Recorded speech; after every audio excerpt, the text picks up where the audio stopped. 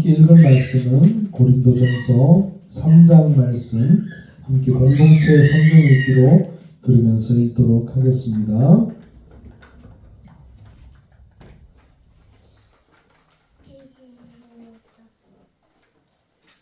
제3장.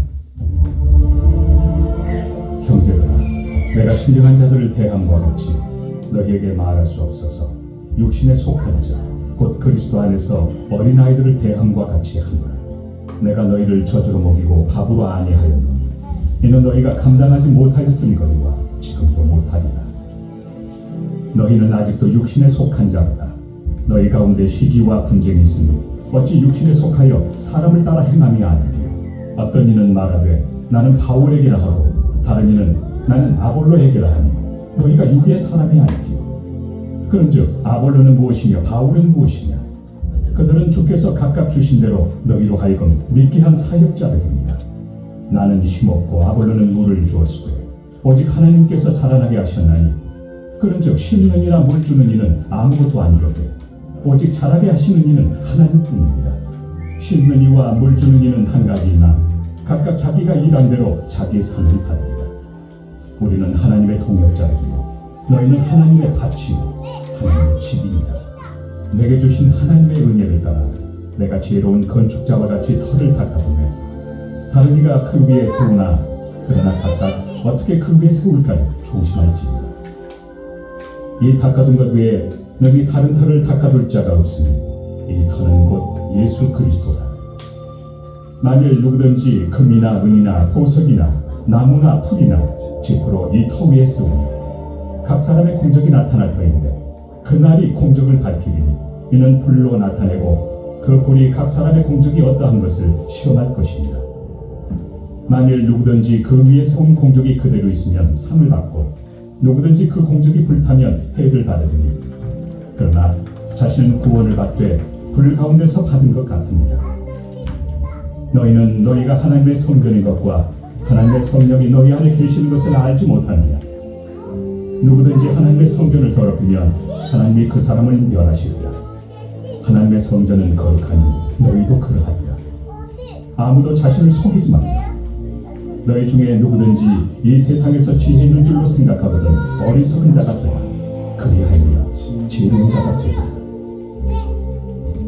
이 세상 지혜는 하나님께 어리석은 것이니 기록된 바 하나님은 지혜 있는 자들로 하여금 자기 꾀에 빠지게 하시느니라 하였고 또 주께서 지혜 있는 자들의 생각을 헛것으로 아신다 하셨느니라.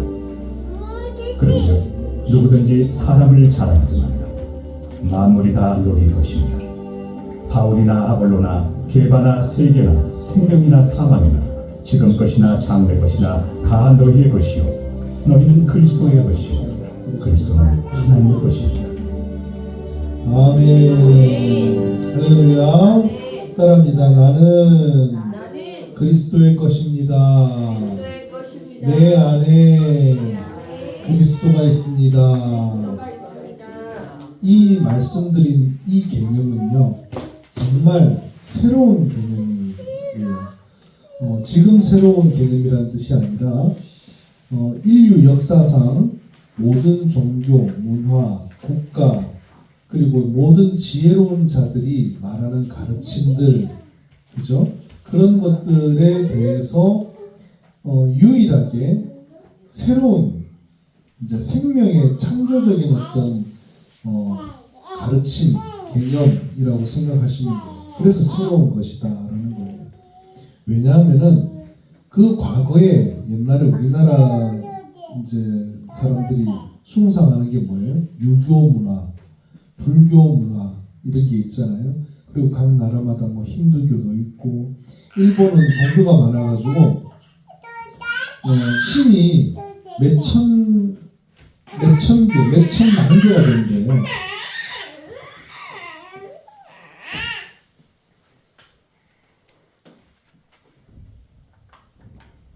인도에 가면은 신이 억이 넘어요. 억 단위로 이렇게 신이 있다고 얘기를 하고, 그 모든 종교들 그리고 신들의 가르침 가운데에 이런 개념이 없어요. 우리가 가지고 있는 이제 존재론적인 가치에서 내가 누구의 것이다. 그리고 내 안에 누가 있다. 근데 그분이 우리의 창조자시다. 라는 개념은요, 어디에서도 찾을 수 없는 개념이에요.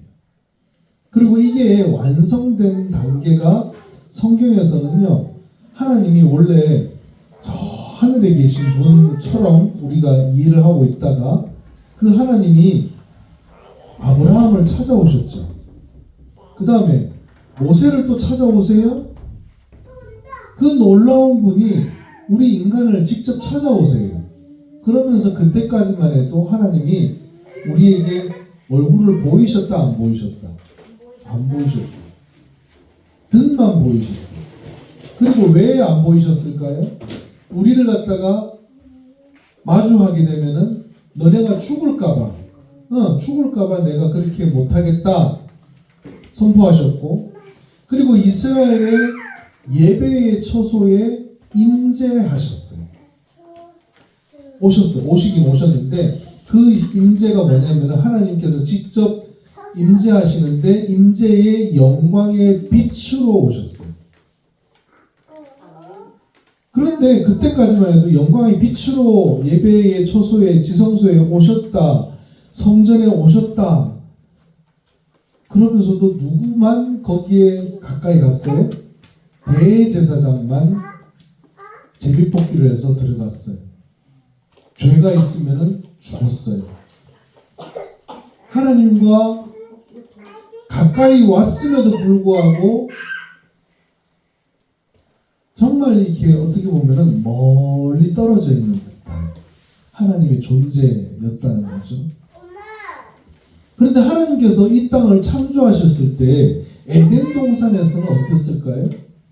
하나님이 우리 인간과 같이, 아담과 하와와 같이 거닐면서 대화하시고 같이 얼굴을 마주하는 관계였었는데, 그 죄로 인하여서 얼마만큼이나 멀어진 관계였는데 그것이 그만큼 구약시대에 가까워졌는데, 우리 개개인이 그렇게 하나님과 가까워지는 존재로서 그렇게 다가가는 게 쉽지 않다는 거예요.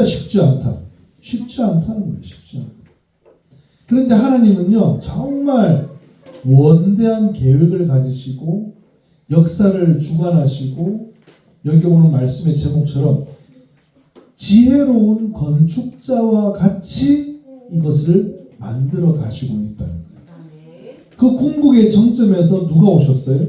예수 그리스도께서 직접 이 땅에 오셔서 같이 밥도 먹고 같이 말씀도 나누시고, 마치 언제처럼요? 에덴 동산의 그때처럼 예수님께서 이 땅에 오신 거예요. 그것이 바로 우리 삶 속에 예수님이 오신 건데, 그 예수님을 영접하면은 내 안에 누가 와 있다? 성령 하나님께서 누구를 믿게 하시는 거예요? 예수 그리스도를 믿게 하는 거예요.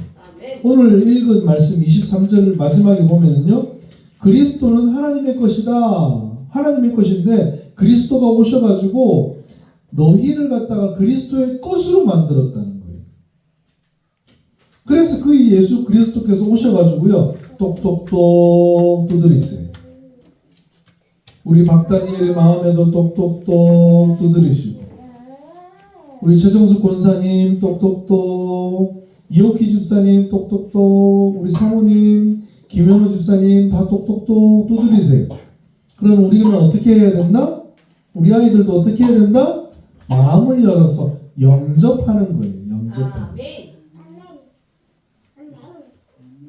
여기 그림을 보시면은요, 농사 짓는 가장 기본적인 원리가 나오죠.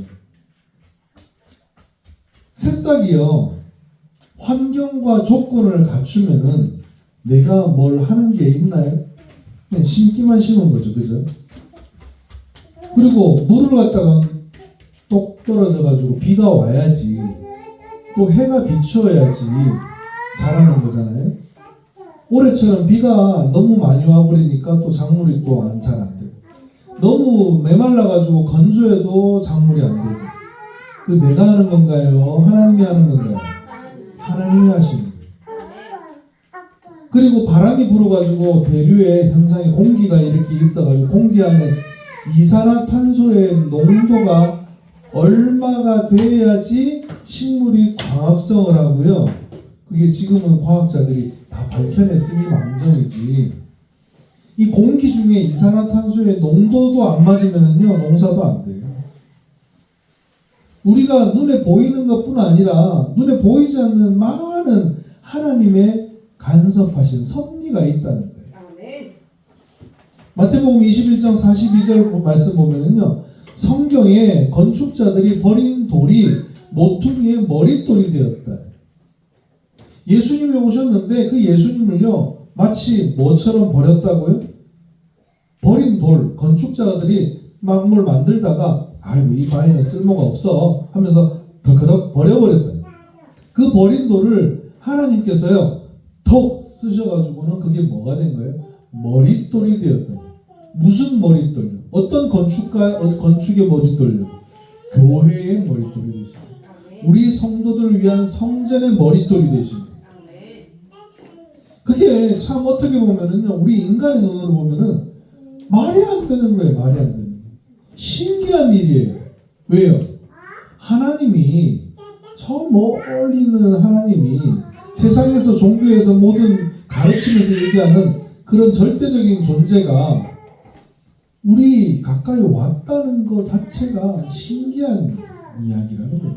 그게 신기하다, 기이하다라고 마태복음에서 말하는 거예요. 우리가 보세요. 한 방울의 빗방울을 통해서 새싹을 자라나게 하듯 모든 만물의 이치는 정교하게 만든 하나님의 섭리가 존재해요. 비가 내리잖아요. 비가 내리는데 하나님의 섭리가 아니면은 농사가 된다 안 된다? 안 된다. 단적인 예로요. 우리가 벼를 갖다가 이렇게 심는 거를 이렇게 보잖아요.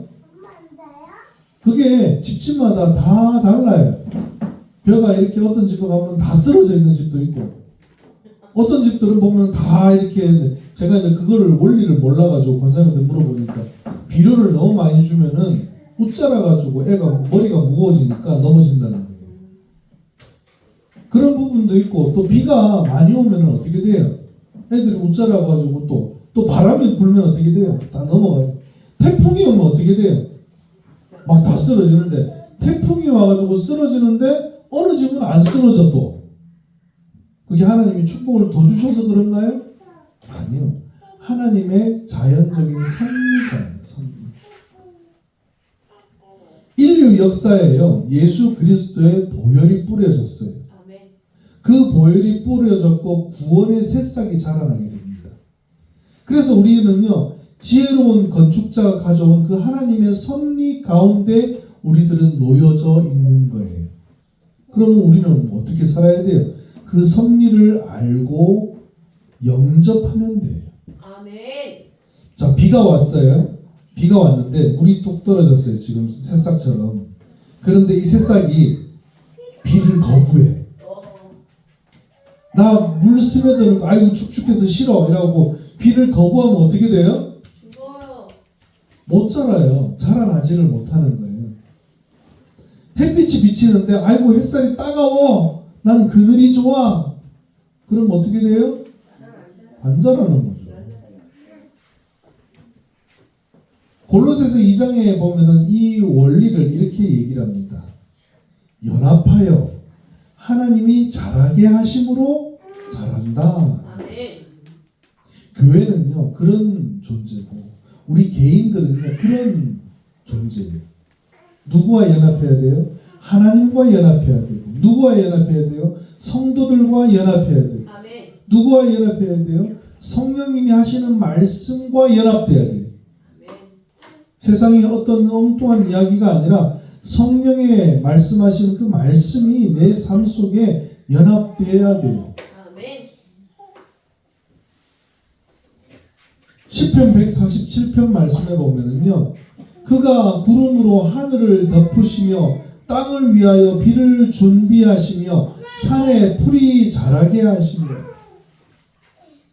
세상의 이치, 자연적인 이치가 하나님의 섭리 가운데 있다. 그러면 우리도 하나님의 섭리 가운데 삶을 살아야 된다는 거예요. 당연한 거예요. 왜요? 하나님의 자라게 하심이 없으면 못 자란다는 거예요. 하나님이 보면은 시편 104편 14절 말씀 보세요. 거기 주어가 누구예요? 그가 누구예요? 그가 하나님이에요.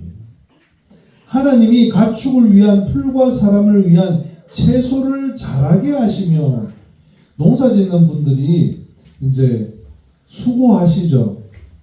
수고하시고 열심히 일하시는 거는 맞아요. 그런데 그 수고와 열심도 없어도 안 되겠지만은 하나님의 자연적인 섭리가 없으면은 농사 어떻다? 망친다.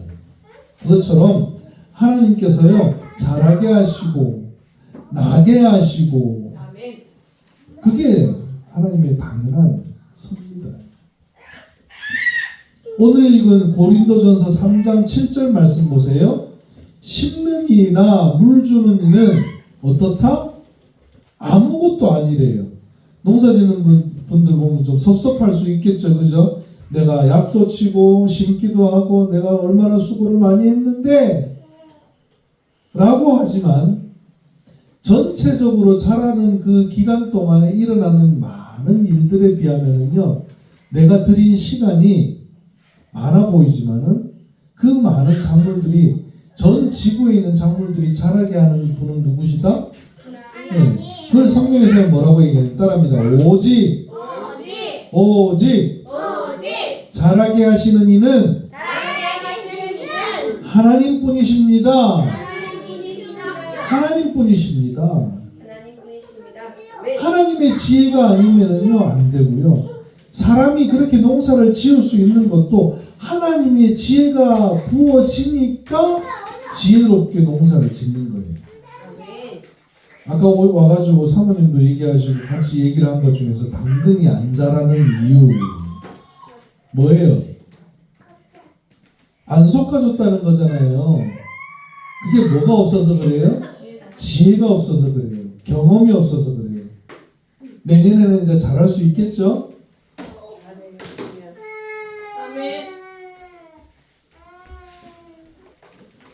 하나님이 자라게 하심으로 자라게 됩니다. 비를 준비하시고 풀이 자라게 하십니다. 소들이 그걸 먹으면서 커요. 자라게 하시는 이는 하나님뿐이라는 거예요. 사람이 가가지고 심어놓고 잘 자라라 잘 자라라 아무리 잘해봐야 그게 안 된다는 거예요. 모든 것이 하나님이 지혜로운 건축자임을 설명하고 있는 당연한 거예요. 교회가, 우리 성도들이 그렇게 살아야 합니다. 골로새서 1장 말씀입니다. 주께 합당하게 행하여, 주님께 합당하게 행하여 범사에 기쁘시게 하는 성도들의 삶이 필요해요. 어떻게 하면 우리가 합당하게 하나님을 기쁘시게 살 수 있을까요? 먼저 예배에 우리의 마음의 자세, 우리 육신의 자세가 정말 바로 되어야 돼요. 아멘.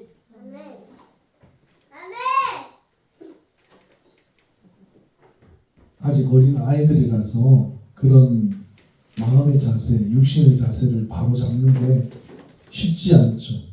학교에서도 공부하는데 집중을 어린 아이들은 30분, 20분도 못해요. 예배 시간 우리가 1시간 동안 예배를 드리는 게 집중하는 게 보통 일이 아니지. 근데 그것도 훈련이 되면은 중학교, 고등학교 올라가면은 1시간을 수업을 하잖아요. 50분씩 수업으로. 대학교 가면은요 2시간, 3시간씩 수업을 가요. 그래서 우리가 하나님을 기쁘게 하는 일은요, 내 삶 속에서 모든 일에 최선을 다하고 성실하게 하고 악한 마음을 품지 않고 모든 선한 일에 열매를 맺게 하시는 하나님만 의지하고 살아가는 거예요. 하나님을 아는 것에 자라야 돼요. 자라나야 돼요. 점점 자라야 돼요. 우리 아이들이, 애기들이, 우리 박다니엘이 그 나이에 그냥 머물러 있으면 돼요, 안 돼요? 안 돼요. 3학년이면 3학년, 4학년이면 4학년.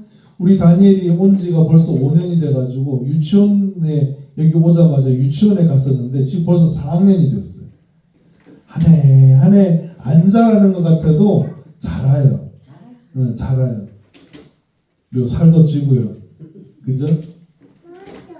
그게 다 하나님께서 베푸신 섭리고 자연의 이치예요.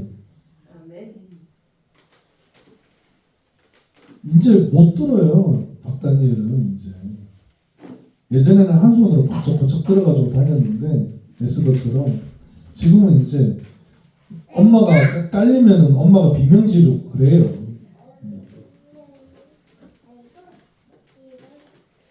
우리는요, 모든 인생은 제가 다니면서 느끼는 건데, 어르신들 집집마다 다니면서, 그리고 보육원의 아이들을 보면서 어떤 마음이 드냐면은 이 말씀이 딱 와요. 너희에게는 보배다. 우리는 보배라는 거예요. 우리에게는 보배가 있다는 거예요. 보배가 있는 사람들은 보배로운 존재가 되는 거예요. 그 보배가 뭐냐? 예수 그리스도. 예수님이, 우리가 예수님을 아는 아이들은요, 얼굴이요, 행복해요. 그게 계속 연결되어서 자라면서도 그게 계속 유지가 돼야 돼요. 삶에 정말 행복이 넘쳐요. 그 보배를 가지고 있기 때문에 그래요. 그러나 믿지 아니하는 자에게는 뭐다? 거치는 돌이 됩니다. 돌이 이렇게 있어가지고 걸려가지고 넘어지면은 뭐가 나요? 화가 나겠죠. 그게 뭐예요? 하나님께서 거치는 돌을 우리에게 주시는 것은, 그 예수 그리스도라는 이름을 주신 것은요, 이 세상의 삶 속에서 네 마음대로 살 수 없다. 그러다 죽는다. 하나님의 섭리를 거슬러서 살 수가 없다는 거예요. 지혜로운 건축자가 이렇게 섭리를 만들어 놨는데 그거를 거슬러서 살아갈 수 없다는 거예요. 그 버린 돌이, 그 예수 그리스도가 교회의 머릿돌이 되었다는 거예요. 우리 성전에, 우리가 성전이라고 성경에 오늘 지금 고린도전서 말씀에 나와 있잖아요. 고린도전서 3장에 보면은 우리가 성전이다, 성전. 그런데 그 성전이 되기 위해서 머릿돌이 필요한데 그 머릿돌이 누구다? 예수 그리스도.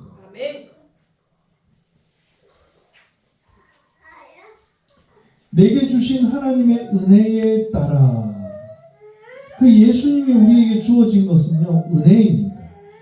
은혜예요.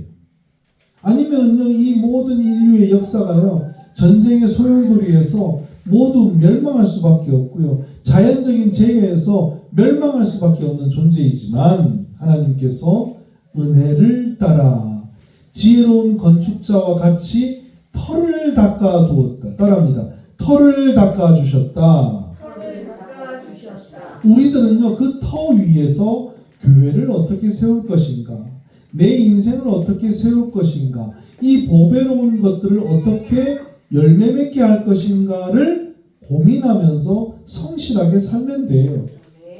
그런즉 심는 이나 물 주는 이는 아무것도 아니다. 오직 자라게 하시는 이는 하나님뿐이다. 이것만 믿고 나아가자는 거예요.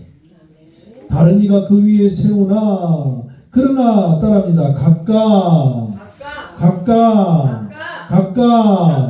어떻게 그 위에 세울까 조심하라. 어떻게 그 위에 뭘 세울까 조심하라. 우리는 하나님께서 범사에 기쁘시게 하도록 모든 선한 일에 열매를 맺어야 합니다. 아멘. 이는 하나님을 아는 것에 자라게 하심을 믿고 자라야 한다는 거예요. 점점 성장을 해 나가야 돼요. 그리고 그 위에 어떻게 그 위에 세울까 조심조심 해가지고 세워야 되는 거예요. 우리 삶의 터전에는요 하나님의 은혜가 필요합니다. 은혜가 필요해요. 은혜 없이는요 우리는 낙심하고 좌절하고 남이 뭐라고 얘기하면은 그게 막 뭐라고 들리고. 지금 이제 우리 사무실에 이제 나오시는 요양보호사 선생님 중에서 젊은 선생님이신데 마음에 이렇게 교회를 이제 다닌 지 아직 1년이 안 됐어요.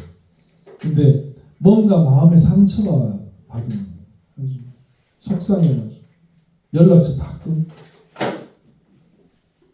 교회를 갔다가 안 나가겠다고 제가 설명을 드렸죠. 우리의 마음속에 하나님의 은혜가 부어지면은 우리는 그것을 선택을 해야 된다. 그리고 자라나는 데 있어서 그걸 방해하는 게 있어요. 그거를 갖다가 걷어내야 된다. 마귀 사탄이가 이야기하는 그 이야기들을 우리가 귀를 닫아야 돼요. 하나님의 이야기에 귀를 기울여야 돼요. 지혜로운 건축자와 같이 오직 자라게 하시는 이 그 하나님의 은혜를 날마다 구해야 돼요. 그렇게 우리가 하나님의 은혜 가운데에서 믿음의 가정, 주님의 가정, 성도들의 가정들이 평강을 누릴 수 있어요. 그렇게 하나님께서 주시는 축복을 누리면서 살아가는 하나님의 자녀들, 주님의 가정이 되기를 축복합니다. 우리 함께 찬양합니다. 주의 가정 함께 찬양하겠습니다.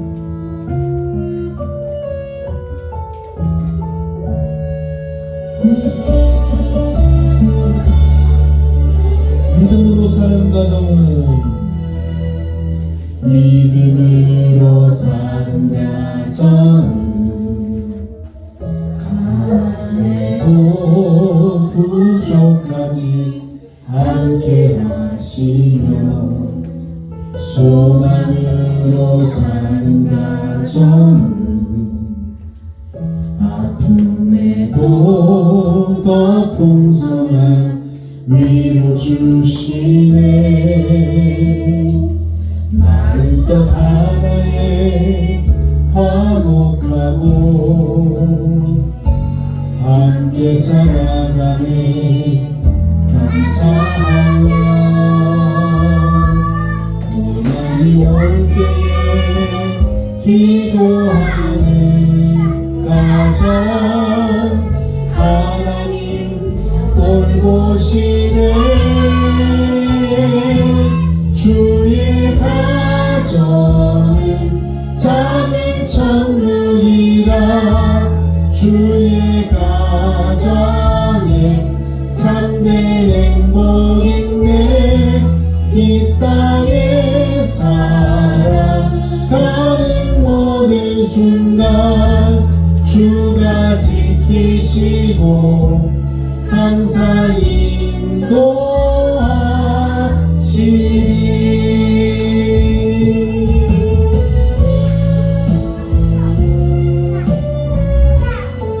마지막 인도하시리 그걸 따라야 돼요. 마른 떡 하나에 화목하고 함께 살아가네. 감사하며 고난이 올 때에 기도하는 가정 하나님 돌보시네. 주의 가정은 작은 천국이라 주의 가정에 참된 행복 있네. 이 땅에 살아가는 모든 순간 주가 지키시고 항상 인도하시리.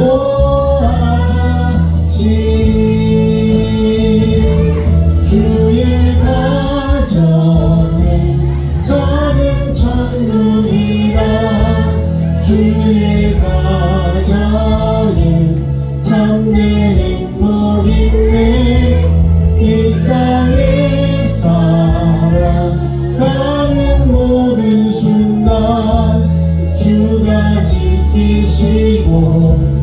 항상 인도하시리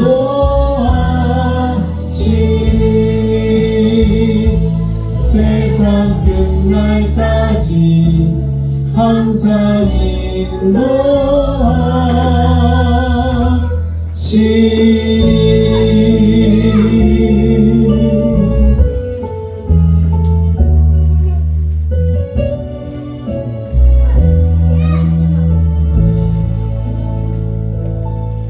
기도합니다. 사랑하는 주님, 우리가 주님의 지음을 받은 성도로서, 성전으로서 또 하루하루를 우리가 살아가게 하신 감사드립니다.